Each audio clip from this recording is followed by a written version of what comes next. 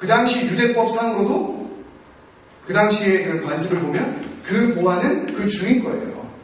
그 밭의 주인 거예요. 그렇게 하면 안 돼요. 자기가 그걸 갖다가 다시 파놓고 다른 사람 찾지 못하게 감춰놓고 그러면 안 돼요. 이건 불법을 저지르는 거예요. 불법을 저지르고라도 뭘 소유하자? 뭘 소유하자? 지금 무슨 비유예요? 천국을 소유하자. 이러면 되는 건가요?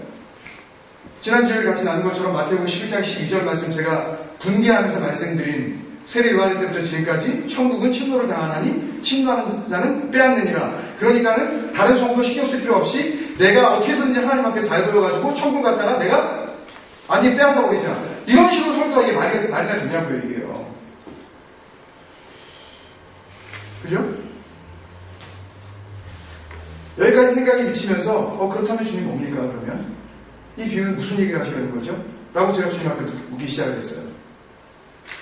그래서 맨 마지막에 소유를 다 팔아 그 밭을 사는 것을 뭐라고 생각을 하냐면 구원받은 자로서의 마땅한 헌신. 자기 생명을 던져서라도 자기 목숨을 바쳐서라도 뭐를 얻자. 천국을 소유하자. 그리스도를 뺏기지 말자. 그죠? 말 되죠? 우리가 열심히 살다 보면 우리 삶 가운데 예수 그리스도를 발견할 수 있습니다. 말씀을 그냥 보시면 안 됩니다. 말씀을 파셔야 됩니다. 깊이 파셔서 거기서 복음의 진수를 발견하셔야 해요. 발견하신 분들의 동일한 모습이 있습니다. 그 복음의 진수를 위하여 모든 것들을 다 포기합니다. 여러분들이 가지고 있는 모든 것들을 포기하셔야 합니다. 우리 교회 이번에 건축합니다. 오늘 헌금 목수 나갑니다. 작정하십시오. 주님의 나라를 위하여서. 여러분 이런 귀한 기회를 뺏기시면 안 됩니다. 복음의 진수를 발견한 그 그리스도인들은 자기의 모든 것을 팔아 그 밭을 소유하는 그런 마음처럼 천국을 향해서 그런 마음을 갖게 됩니다. 천국을 향해서 이런 헌신된 마음으로 주님 앞에 나아가기를 주님으로 축원합니다. 아멘! 기도하시겠습니다. 제 얘기가 아니라 이거예요. 저는 납득이 안 가더라고요. 한 절의 말씀이 이래서 이번 주 금요기도에는 좀 주님 정말 쉽게 좀 나누고 그래서 기도도 또 많이 할 수 있는 그런 좀 여유 시간을 주시려나 보다 하고 말씀 앞에 앉았는데 주일날 저녁부터 이 말씀을 보면서 무참히 제 스스로가 지금까지 알고 있었던 일반 상식이랑 무너져 나가기 시작하는 거예요. 저는 그랬다는 얘기예요. 그 다음에 그래서 어떻게 연결이 되냐면 보편적인 결론으로 이렇게 결론을 냅니다. 그래서 말씀을 깊이 파지 않으면 천국을 발견할 수 없다. 말씀을 깊이 파셔야 됩니다. 그 다음에 두 번째, 자기의 모든 것을 팔지 않으면 천국을 소유할 수 없다. 여러분의 모든 것들을 포기할 수 있는 마음이 되셔야 됩니다. 세 번째, 구원은 값없이 받아도 이 설교가 대부분 너무너무 많아가지고 제가 검색을 해보니까 너무너무 많아요. 이 결론부에서. 구원은 값없이, 왜냐하면 이렇게 설교하고 나오면, 분명히 구원을 그냥 거저받는 거라 그랬는데, 그냥 믿음으로 그냥 받는 거라 그랬는데, 이상하다. 그러면 구원을 뭘 팔아야 된다는 얘기네? 막 이렇게 사람들이 들을 수 있으니까 결론부에 가서 이렇게 결론을 짓더라고요. 구원은 값없이 받아도 천국은 그냥 못 들어간 거예요. 그럼 구원과 천국은 그러면 다른 동네인가? 천국은 그래서 네 번째, 그래서 목숨을 바쳐서라도 내 목숨을 생명을 포기하더라도 천국을 어떻게 하자? 소유하자. 그래서 맨 마지막으로 그 보화를 여러분들이 정말 보화라고 그게 정말 보배로운 것이라고 여러분들이 정말 그렇게 믿으신다면 그 보화를 소유하기 위해서는 큰 결단을 하셔야 됩니다. 자기의 가진 것들을 포기하려는 마음 오늘 가셔야 됩니다. 다들 수긍하죠? 다들 수긍해요. 그리고 마음에 약간의 죄책감을 가지면서 교회 문 밖을 나섭니다. 그러면서 만약에 작정헌금 뭐 이런 쪽에 뭐 얘기가 나오든지 아니면 뭐 사역 쪽에 뭐 얘기가 나오면 그러면 자신의 마음은 지금 하나도 주님 앞에 안 가 있는데 왠지 그냥 있으면 천국을 소유하지 못할 것 같기도 하고 또 그냥 놔두면 또 그 보화를 왠지 뺏길 것 같기도 하는 그런 불안한 감이 들면서 그래도 우리도 조금 해야 되겠지?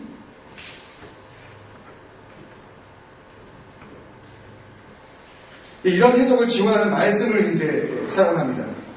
그냥 말씀을 뭔가 여기다 지원을 시켜줘야 그래야 이제 이 말씀이 근거 있는 말씀으로 제시되어질 수 있으니까요. 한번 찾아보겠습니다. 이 부분은 이런 해석을 지원하는 말씀 마태복음 4장 20절에서 22절 말씀. 여기는 찾으신 분들이 먼저 좀 큰 소리로 읽어주시면 진행에 큰 도움이 되겠습니다. 20절, 22절. 그들이 곧 그물을 버려두고 예수를 따르니라. 네. 거기서 22절. 22절. 네. 22절. 네. 그들이 곧 배와 아버지를 버려두고 예수를 따르니라. 네, 예수님과 베드로라는 나중에 이름이 그렇게 이제 주님께 불려지는 시몬과 그 다음에 안드레, 그 다음에 야고보와 요한, 이 네 사람이 지금 주님의 제자로 이제 들어가는 그런 장면이죠. 근데 이것을 우리가 여기다가 해석을 이런 해석을 포기해야만 천국을 소유할 수 있다라는 해석에 이제 지원을 하면서 이 단어를 굉장히 집중해서 이제 설명을 하게 되는데요. 예수님을 따를 때 어떻게 했느냐? 그물을 버려두고, 이 버려두고라는 말의 해석에 문제가 있습니다. 이 원어적인 의미도 그렇고 이 영어 성경도 그렇게 해석을 했지만 그냥 정확한 해석은 그냥 leave them there, leave it there. 그냥 거기다가 놔두고. 왜? 나중에 보면 요한복음 21장에 예수님께서 돌아가시고 지금 부활하신 그 상황에서도 제자들은 어디로 갔어요? 갈릴리 호수로 가서 뭐예요? 요한복음 21장에 보면 베드로가 뭐라 그러냐면 나 고기나 잡으러 가겠다 그러잖아요. 이걸 버린 거예요. 이걸 팔았어요? 이걸 포기한 거 아니에요. 그냥 놔둔 거예요. 그냥.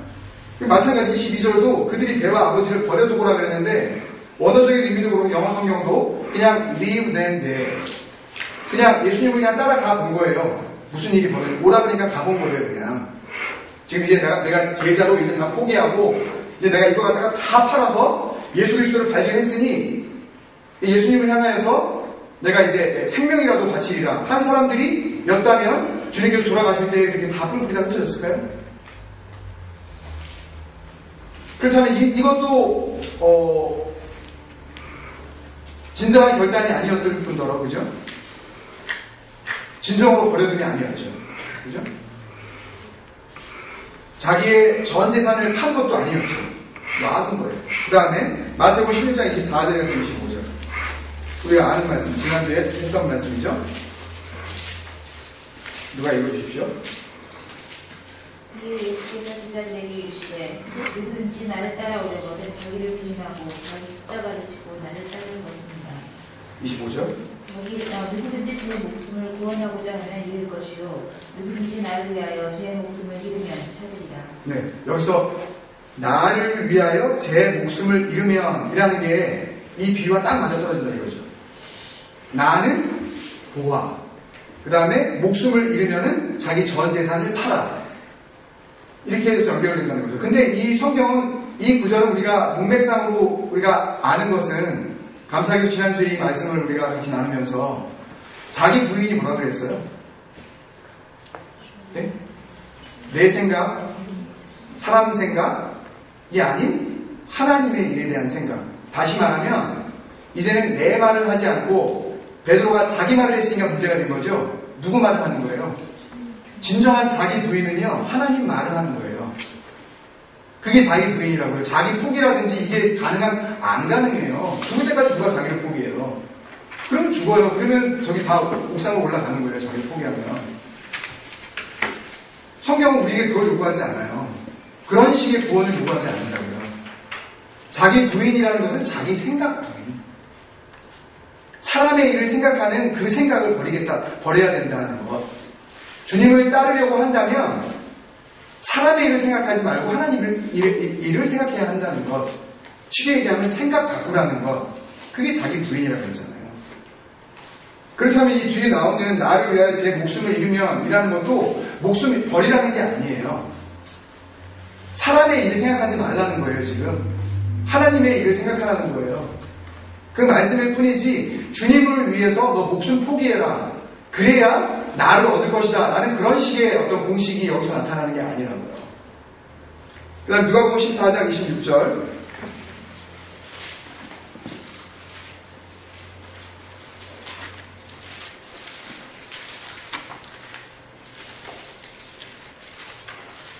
누가 읽어주시겠어요?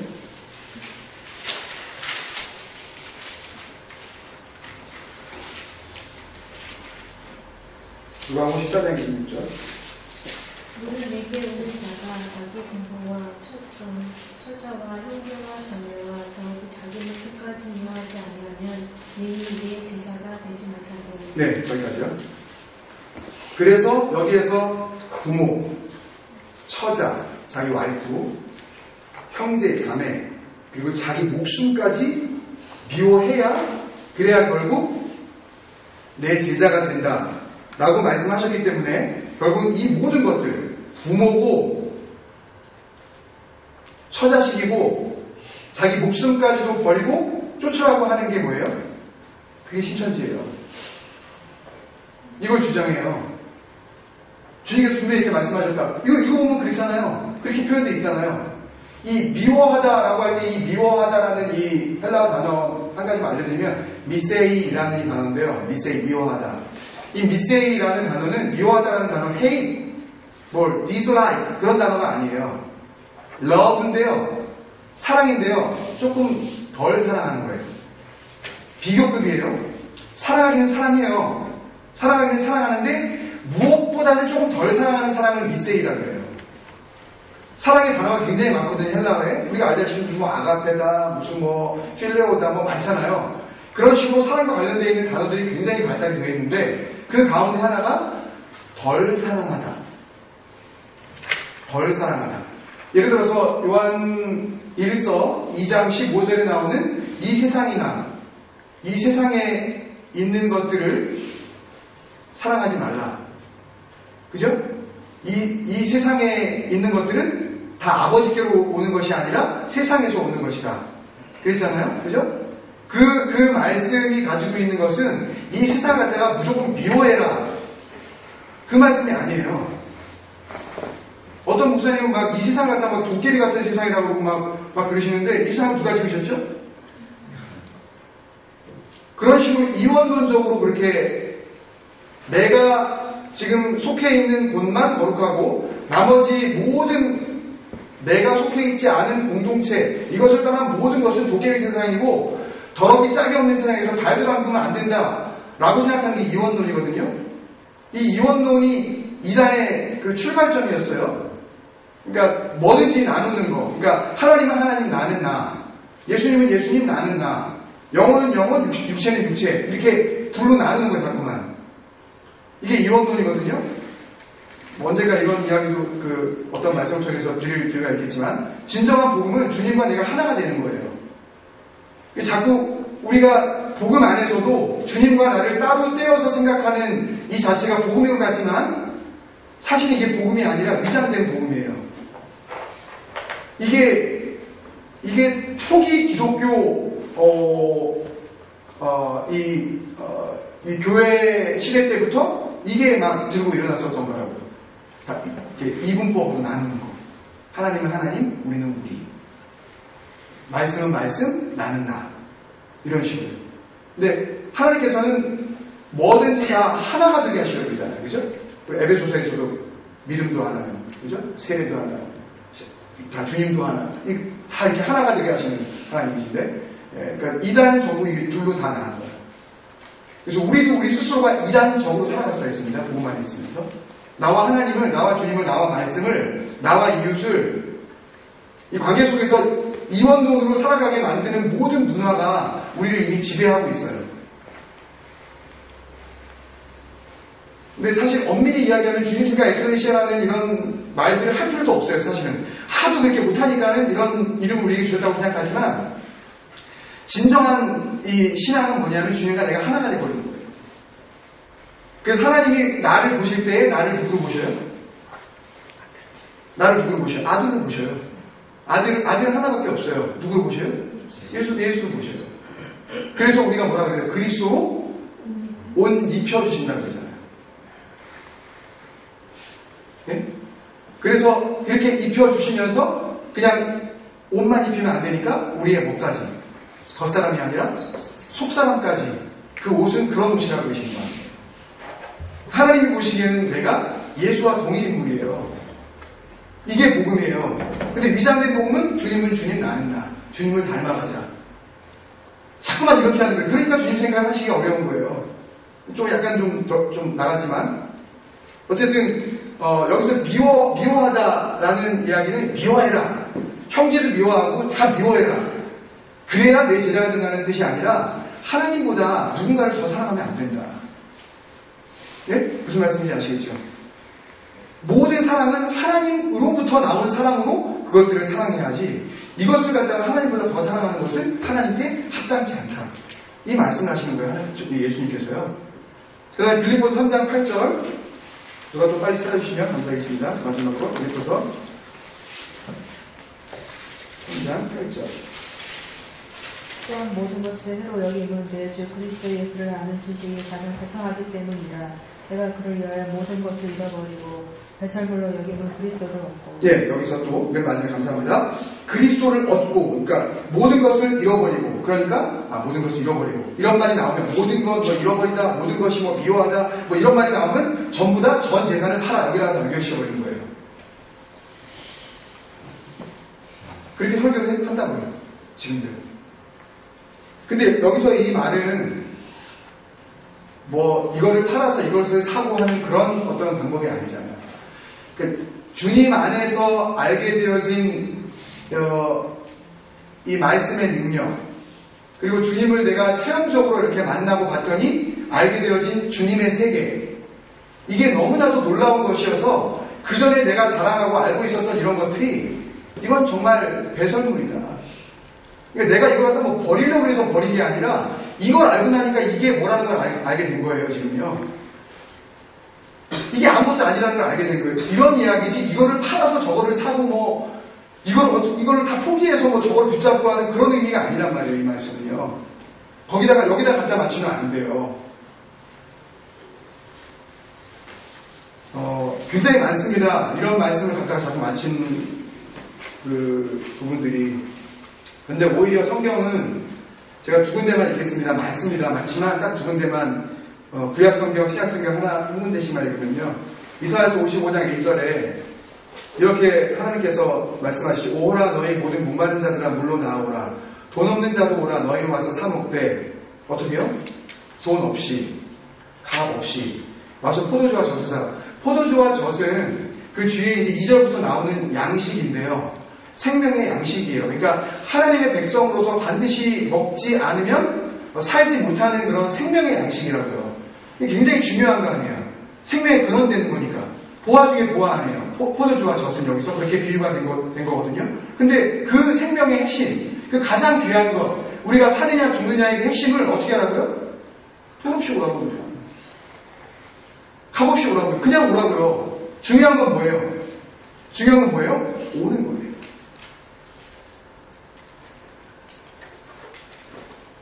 그거를 원하시는 거지. 그냥 오기를 원하시는 거지. 하나님께서 돈 들고 하나?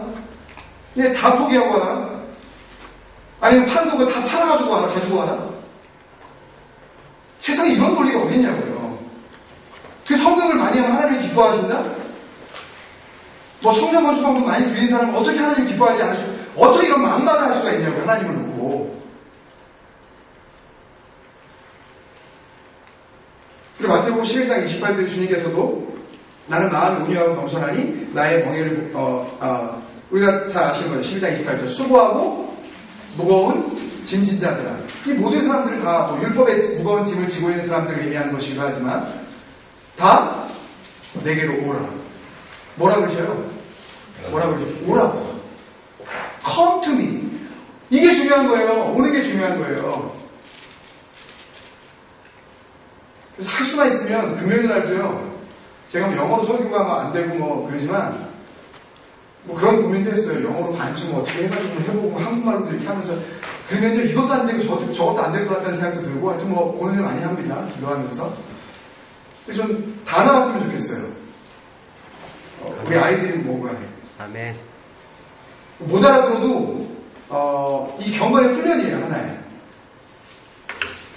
전에는 제가 그런 생각을 했어요. 그냥 각자가 또 자기 삶이 있고 다 바쁜데 우리 아이들도 그런데 근데 일주일에 이 시간만큼은 좀 우리가 비워주는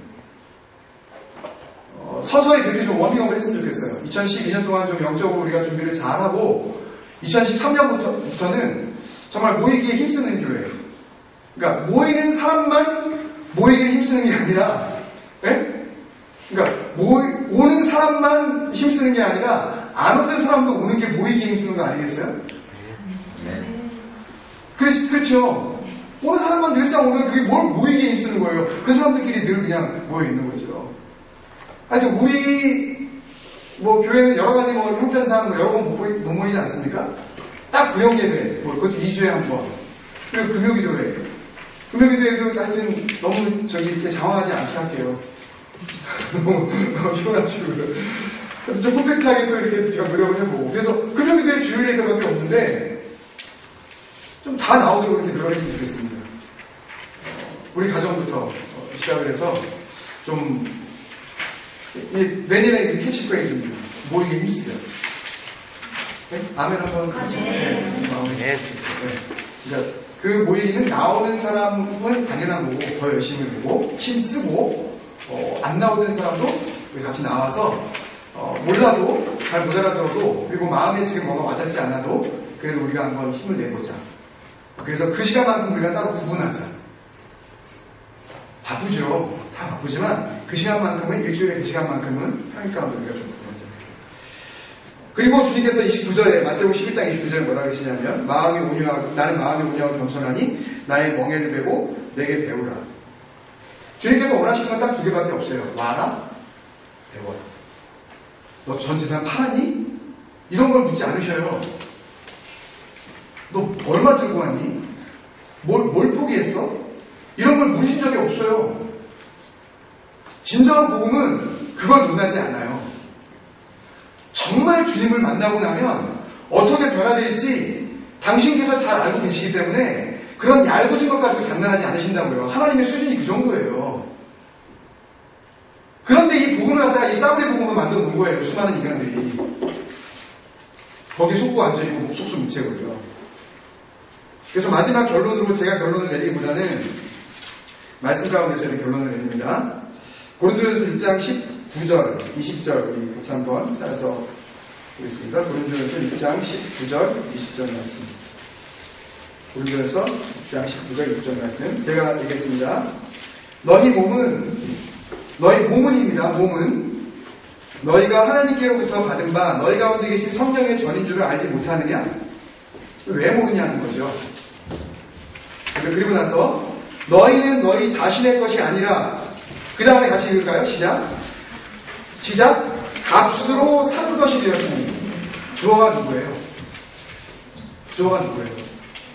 하나님이시는지 아니면 예수님이시는지 어쨌든 주님이시죠.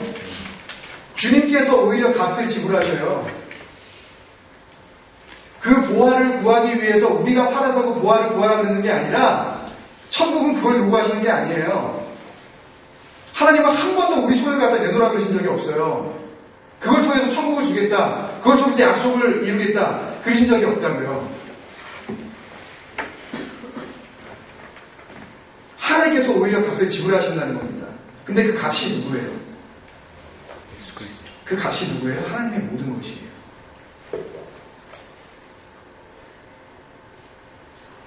여러분 저는 이 말씀을 읽으면서요. 제가 주님 앞에 또 회개의 눈물을 흘리지 않을 수가 없었어요. 다 알고 있는 사실이었지만 이 비유를 통해서 주님께서는 지금 아버지 하나님의 마음을 이야기하고 계셨다. 그저 인간들이 이거 파나 안 파나 그거 포기하나 안 포기하나 그거를 보시려고 그러는 것이 아니라 천국은 그 정도 수준의 것이 아니라 천국은 그렇게 이루어지는 것이 아니라 아버지가 가지고 있는 이 아버지의 마음으로 이루어 나가시는 거다. 그 마음은 뭐냐면 아버지가 가지신 모든 전 재산, 하나님께서 가장 사랑하는 것, 그거를 팔아버려서 그리고 얻으시는 것이 바로 천국이다. 너 그 천국을 어떻게 하나님이 이루시는 건 줄 아니? 라고 이 말씀 가운데 저의 마음으로 물으시는 것 같아서 제가 주님 앞에서 기도하지 않을 수가 없었습니다. 하나님께서 값을 지불하시는 겁니다. 그 값 대신 예수 그리스도는 핏값입니다. 누가 사람도 아무리 그 사람이 좋다 한들 내가 내 배 아파서 난 내 자식이라 한들 내 자식을 팔아서 그 사람을 살 수가 있겠습니까, 여러분? 하나님에게 있어서 예수 그리스도는 하나님의 모든 것이었어요. 모든 것을 걸고라도 천국을 이루셔야만 하는 하나님의 마음을 다하셨다. 그래서 우리가 잘 아는 말씀 요한복음 3장 16절 이건 찾지 않아도 되죠? 하나님이 세상을 이처럼 사랑하사가 뭐예요? 가지고 있는 모든 전 재산을 팔아서 내가 보화를 사겠다. 그 보배로운 생명들을 내가 구하겠는 거야. 저는 이 말씀이 그렇게 다시 재해석되었습니다. 하나님이 세상을 이처럼 사랑하사. 여러분, 그 말씀을 제가 나누면서 한번 그런 말씀을 드린 적이 있죠. 성경을 해석하는 데 있어서 이 해석의 불변성이라는 말씀을 한번 드린 적이 있습니다. 영어로 하면 invariability of interpretation인데요. 그러니까 invariability, 변함이 없다. invariability of interpretation, 해석이 변함이 없다. 이게 무슨 뜻이냐면 그때 말씀드렸지만 하나님이나 또는 예수님께서 말씀을 통해서 어떤 의미를 부여한 한 단어는 다시요. 하나님이나 예수님께서 말씀을 통해 어떤 의미를 부여한 한 단어는 다른 말씀에서도 같은 의미를 나타냅니다. 하나님께서 한번 이 말씀을 이런 의미로 쓰셨다면 이 단어는 다른 데서 쓰실 때에 그 의미를 나타낸다는 것이 성경 해석학의 불변성이에요. 하나님은 이 단어를 더러운 것에 사용하셨다가 혹은 좋은 것에 사용하셨다가 그렇게 사용하지 않으시고 더러운 것은 언제나 더러운 것에만, 깨끗한 것은 언제나 깨끗한 것에만 이렇게 하나님께서 사용하셨다는 거죠. 그렇게 해석하는 그 기준을 갖다가 세워놓은 것이 복음 해석학자들의 그 기준입니다. 그런데 우리가 이 마태복음 13장에서 우리가 잘 알듯이 다른 비유들을 쭉 우리가 배우면서 밭은 뭐라 그랬죠? 밭은 뭐다? 마태복음 13장 38절 예수님께서 밭은 세상이에요. 그러니까 다른 말로 하면 세상을 밭을 다 구입해버린 이 장본인은 바로 하나님입니다. 우리는 세상을 살 수가 없어요. 그죠? 우리가 무슨 수로 세상을 사겠어요? 세상을 산다 한들 거기서 무슨 보화가 발견이 되겠어요? 우리는 예수 그리스도만 붙잡으면 되는데 하나님께서는 세상을 구원하시기 위해서 이 밭을 사버리신 거죠.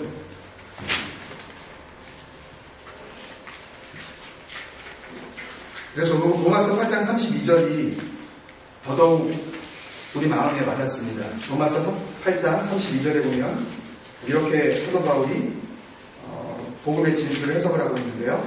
자기 아들을 아끼지 아니하시고 우리 모든 사람을 위하여 내주시니가 어찌 그 아들과 함께 모든 것을 우리에게 주시지 아니하겠느냐. 하나님께서 다 주셨고 다 주실 것이다. 여러분 이렇게 말씀을 마치려고 합니다. 오늘 이 말씀 천국이 밭에 감추인 보화와 같다. 사실 이 밭에 감추인 보화의 비유. 이 보화의 비유는 우리를 향하신 말씀이기 이전에 하나님을 향한 말씀이었고 하나님을 향한 그 말씀을 통해서 천국이 어떻게 이루어질 수 있는 것인지, 이 천국 이루어짐의 능력과 근거가 어디에 있는지 주님께서 분명히 하신 비유라고 저는 그렇게 생각을 합니다. 이 말씀들을 앞으로도 다른 곳에서 들으시다 보면 우리의 헌신을 요구하고 우리의 포기를 요구하고 또 우리의